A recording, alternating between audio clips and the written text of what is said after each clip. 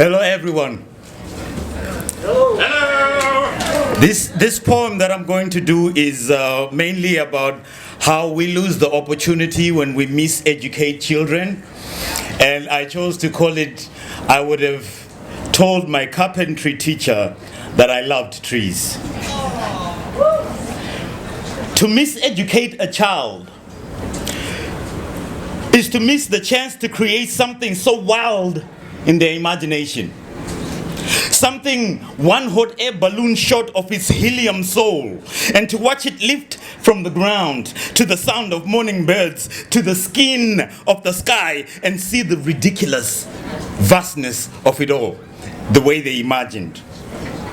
Or if you're like me as a child, to remain amongst the trees and let the spirit of the forest bleed into me, such that whatever poetry was growing inside is tentacled with the branches that carries my ancestors' breasts, their chests and shoulders the size of baobab trees. When I heard my carpentry teacher passed away, a strange sadness put a chainsaw to his memory.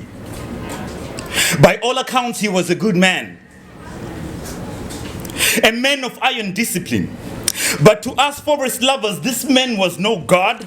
We had seen trees that towered above him. He was no emperor. The trees had seen his naked soul. But when I heard that he died, something put a chainsaw so deep into his memory, and I heard the loud scream at the root of it. And eventually it crashed with an ear-splitting silence in the depth of the forest.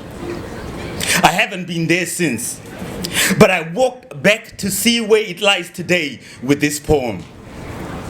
So these are the things I never got to say to you, Mr. Ngwenya. I loved trees.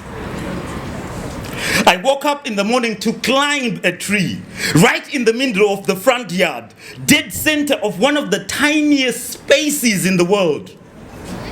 There grew a fir tree so majestic I thought it lived part of its days in the heavens.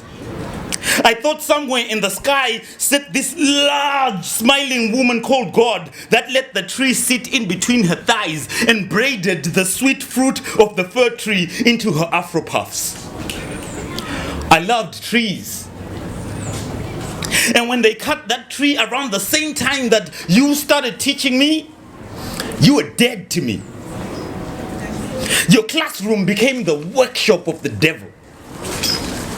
To miseducate a child is to tell them that beauty can only come from destroying things that you love. That certain things can only be pieced together by breaking their spirit. In a classroom this very second, there's a child learning that puppetry is not geometry. That tap dancing in the stars is not astronomy. That studying insects is silly since yellow jackets do not sell in the stock market. Or that their ancestors were not the same voices they had in the forest, in the songs of their roots.